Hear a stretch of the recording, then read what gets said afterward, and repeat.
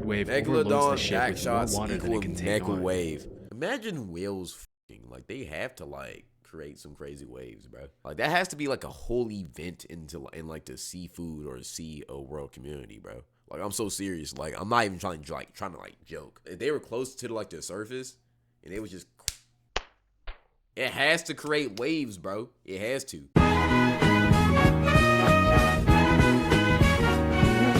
YouTube, what's going on, boys? Today, we're finna react to a conspiracy. Let's tap in, bro. I ain't gonna lie. What's your biggest conspiracy theory that you think is real? Me, personally, I feel like aliens are very real. I've always thought aliens were real. I actually feel like aliens are like among us, and you feel me? They're playing with us and, you know, doing things with us. And maybe even touching your meat. Maybe even a big race on the planet or something. Maybe I'm an alien. Missing Japanese citizens. One night in June 1978, a 22-year-old single mother of 2 kids named Yaiko Taguchi was working her usual shift in Tokyo, Japan's cabaret Hollywood. After finishing her shift right at around midnight, Yaiko left the cabaret through the front door. I'm scaring the and hoes was away. never My seen fault, again. hoes. At first, nobody thought that anything serious just had the real happened me. to Yaiko. In fact, several years later, her She kinda manager was fine. questioned, and he claims that everyone thought she had quit when she failed to show up. At around that time, there had been rumors going around that several North Korean spies were working undercover in Japan looking to abduct Whoa. innocent citizens and hold them as hostages back in North Korea. Why would they However, do that? this was seen by the Japanese government as nothing more than a conspiracy theory that couldn't possibly be true. Sadly, the missing case of Yaiko went cold, and it wasn't until almost a decade later that a clue to her whereabouts emerged following a disturbing chain of I ain't gonna events. lie. Kidnapping In her shit, November I would. No, I mean, 1987, as South Korea was preparing to host the Olympics in the capital city of Seoul, a Korean Airlines plane blew up in mid-air as it was flying over the Andaman what? Sea, taking the lives of 115 innocent people. That's During the crazy. investigation, it was revealed that 2 North Korean agents acting under direct orders from the North Korean government had planted a bomb in an overhead storage compartment before getting off at the first layover in Abu Dhabi. Why would they do that? As the authorities were closing in on the 2 suspects, one of them took his life with a cyanide-laced cigarette, but the South Korean government was able to arrest the other agent responsible for the attack. During her interrogation, it was revealed that she had been training for that mission for 6 years. Bro. And that for 3 of them, she had been paired with Yaiko Taguchi, who had taught her how to speak and act like a Japanese woman so she could fly under the radar. As it was later revealed, Yaiko wasn't the only woman who had been kidnapped by the North Korean government. As of today, 17 Japanese citizens have been officially confirmed by the Japanese government as having been abducted by North Korea from 1977 to 1983. 73? Bro, that's crazy. Bro, imagine like a country just like actively abducting people for no reason, just for the fuck of it.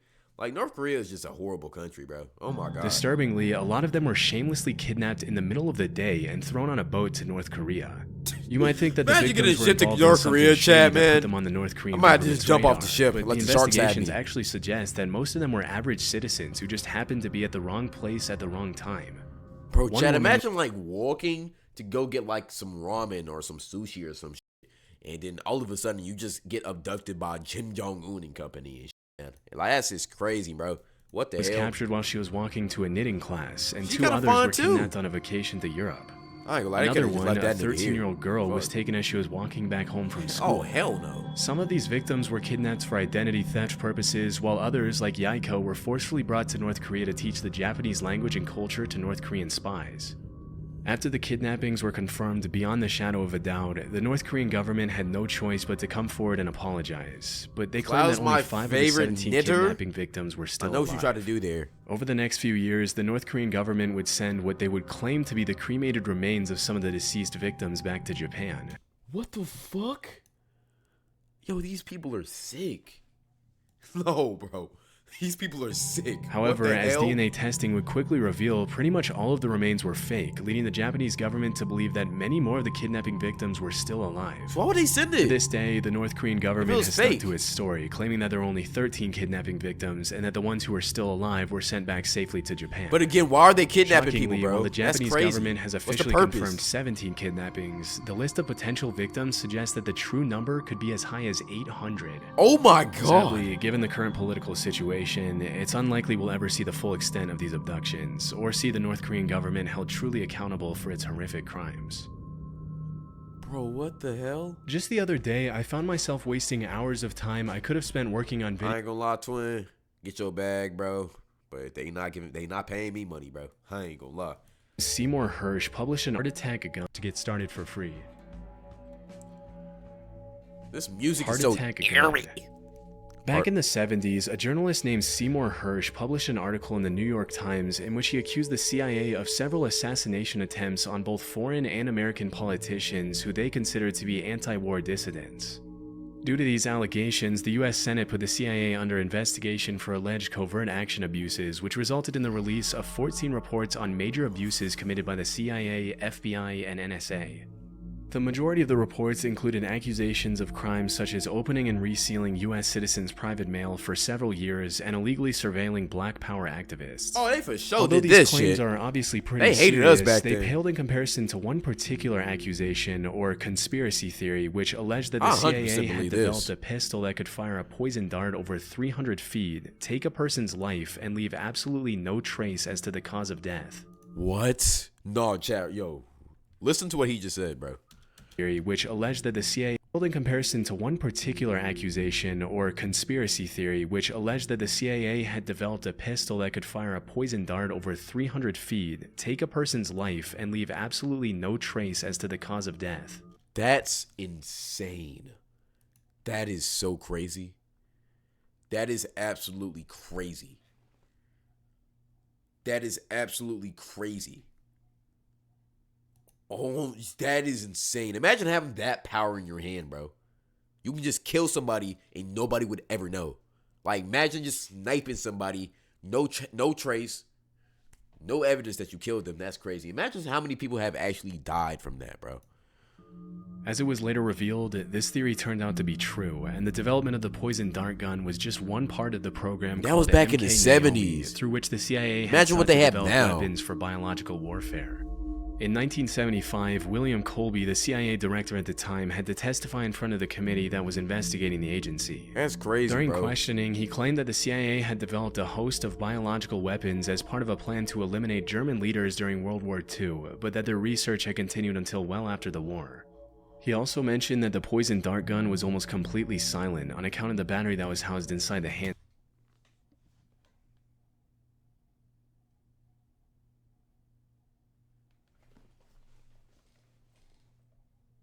Got y'all ass. Got y'all ass. Got y'all ass.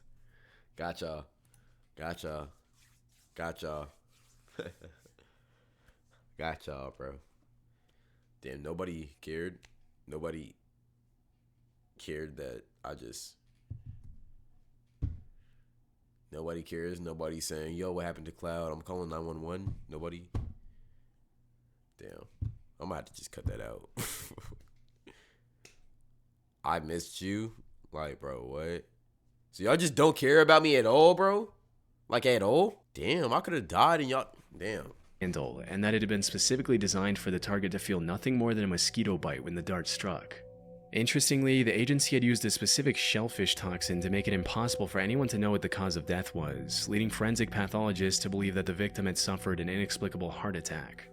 It wouldn't help pathologists that the dart was designed to melt inside the body so that it only left a small red mark where it entered the victim. When asked if the heart attack gun, as it was nicknamed, was ever used on anyone, the director alleged that it had only been used for experiments and that there were no records of actual use. As part of the investigation, the CIA had to hand over the gun to the committee, and there are some pretty wild pictures of the committee members analyzing the gun as William Colby answers their questions about it. Wow. Normally you'd expect to see something like the heart attack gun in a spy movie, and it's pretty wild to think that if they hadn't put it under investigation, they would have probably gotten away with using it for who knows what purposes. It's also pretty crazy to think that if that's the kind of stuff they were developing back in the 70s, imagine the kind of technology they have their hands on now. That's what I was trying to say. Disturbingly, the hearing was the only time the heart attack gun was ever shown publicly, and to this day, it remains unclear what happened to it after the investigation. That is crazy. That's eerie, bro. Rogue Waves. Galaxy gas Sailors addiction gun ought to- on me, bro. Yo, the CIA invented galaxy gas and just put crates of it in the hood and shit. And just let the young niggas go wild. Get a reputation for making up stuff they claim to have seen during their time out at sea, and because there's no one there to refute their claims, they sometimes get away with some pretty tall tales. For centuries, sailors all around the world had talked about seeing monster waves on the open sea that would allegedly reach over 100 feet in height. Bro, nah, if I seen this and I was working like a little, whatever type of, what's the job called? Whatever these, bro, if I seen this and I was working one of these jobs, bro, I'm resigning the next day, nigga. I ain't gonna lie. It's not worth it, bro. A French captain claimed that he had seen a 108-foot tall wave in the Indian Ocean.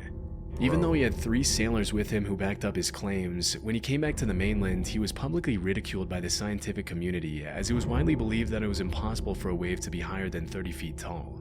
For a long while after that, dozens of people continued to claim sightings of these monstrous waves in the middle of the ocean, but with no real evidence other than eyewitness testimonies, the existence of these waves fell into the urban legend or conspiracy theory category. Seeing a wave like that. In the 80s and early 90s, the Draupner platform was set up in the North Sea off the coast of Norway to extract natural gas. As part of the protocol that was carried out to see if the platform was stable enough to withstand the rough seas, a wave height recorder was installed on the platform. On New Year's Day in 1995, the sensor recorded an 84-foot tall wave, which served as the first real piece of evidence for the existence of rogue waves. After this incident, a lot of people started wondering how many of the sailors from previous centuries had been telling the truth. What's more disturbing than that is that there were probably hundreds of disappeared sailors from all around the world who had come across a rogue wave, also known as a monster wave or a freak wave. But because most people who encountered 100-foot tall rogue waves generally didn't live to tell the tale, their testimony went down into the depths of the ocean with them. That's what I was gonna say, bro. Imagine seeing like a 200-foot wave, and that shit just coming straight for like the shit that you're on or the oil rig you're on, bro, and it just wipes you off the face of the earth. Like, that's crazy. Imagine dying because of some water, nigga. Like, come on, bro. That's an L way to die. Since the Draupner wave of 1995, there's been a growing interest in rogue waves brewing in the scientific community. Waves a few years ago, a professor at the Australian National University had estimated that at any given moment, there are 10 rogue waves active in the world's oceans. As of today, a rogue wave is usually defined as a wave that is twice as large as the largest waves that come up in a particular area. And while the root cause of rogue waves continues to be investigated, it's generally accepted that these monster waves appear when 2 wave crests join together at the exact right time, resulting in a massive wave that can sink even the largest ships and oil rigs. Or it could be the Kraken, or a monster like that. Interestingly, it's also been discovered that rogue waves can take place in large lakes. In 1975, a freighter named the SS Edmund Fitzgerald sank in Lake Superior under some pretty mysterious circumstances, with a lot of people in the scientific community coming up with all kinds of hypotheses to explain the incident. It wasn't until several years later that the scientists started theorizing that the vessel could have fallen prey to a set of 3 consecutive killer rogue waves. A phenomenon referred to as the Three Sisters, in which the first wave destabilizes the ship, the second wave hits the ship's deck before it can stabilize again, and the third wave overloads the ship with more water than it can take on. If this dead ass, imagine whales fucking. Like, they have to like create some crazy waves, bro. Like, that has to be like a whole event in like the seafood or sea world community, bro. Like, I'm so serious. Like, I'm not even trying to joke. Like, imagine, like, if they were close to like the surface, and it was just, it has to create waves, bro. It has to.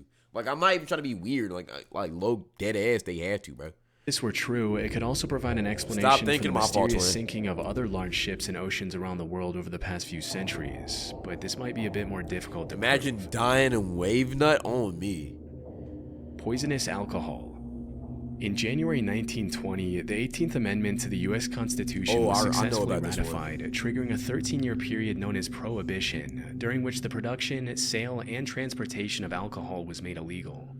During this period, the government enforced some pretty strict measures to prevent bootlegging of alcohol, which made the alcohol black market Seafoam is just whale nut? Are you serious? It was pretty much a playground for the mob. Imagine how much nut whales produce, bro. Like, it has to be a lot. Like, to impregnate another whale? It has to be crazy. In which the government would raid one bar and another one would crop up in just a few days' time. While all of this was happening, there were some pretty messed up rumors floating around that the U.S. government was taking extreme measures to make sure people weren't consuming alcohol. These included allegations that the government was intentionally poisoning alcohol to make people who consumed it sick. For a while, this remained something of a conspiracy theory, but things took a turn pretty quickly on New Year's Day 1927 when 41 people died from alcohol poisoning at New York's Bellevue Hospital.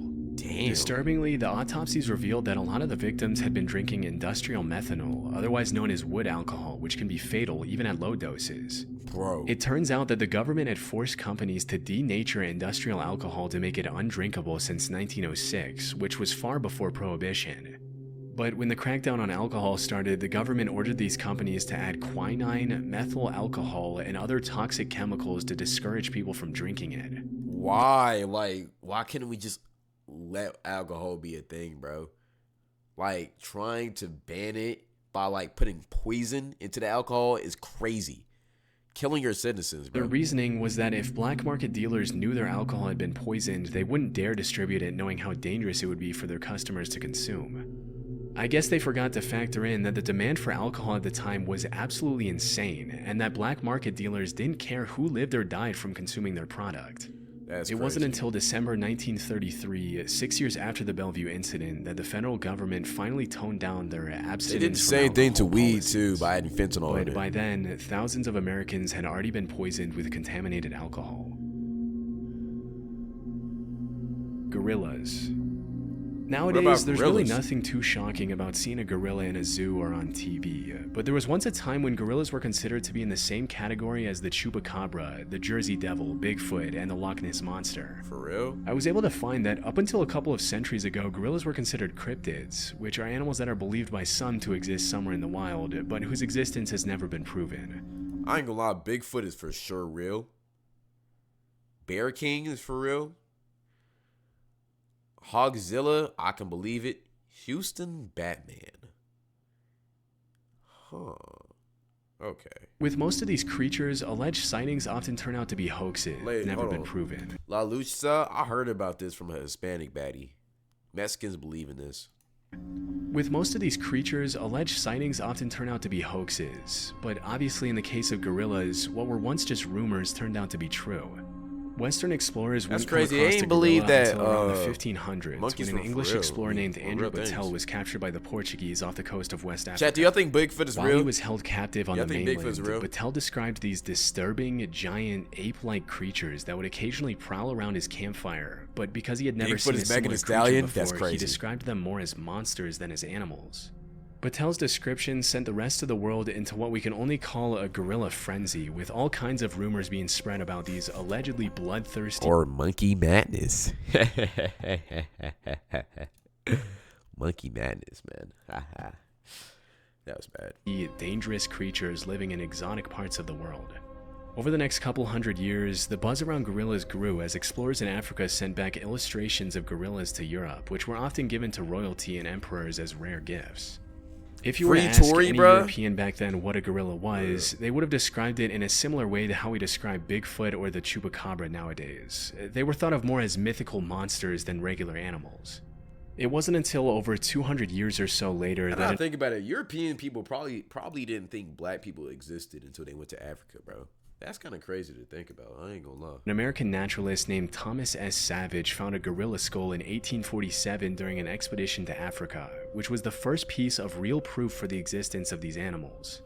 Naturally, this triggered a bunch of new expeditions to the area, and between 1855 and 1859, French explorer Paul Duchaillu confirmed the existence of gorillas and even brought some back dead. Just as Andrew Battelle before him, Paul Duchaillu also described gorillas as these savage, bloodthirsty creatures which stuck in the public mind for a long time. Like Around 15 what? years later, some nice German as explorers fuck. brought back a baby gorilla We love from gorillas, Africa to bro. Liverpool, even putting up some towels on the ship so Why he you- could why would swing you think around they and like entertain monsters or himself some on the shit? long journey back.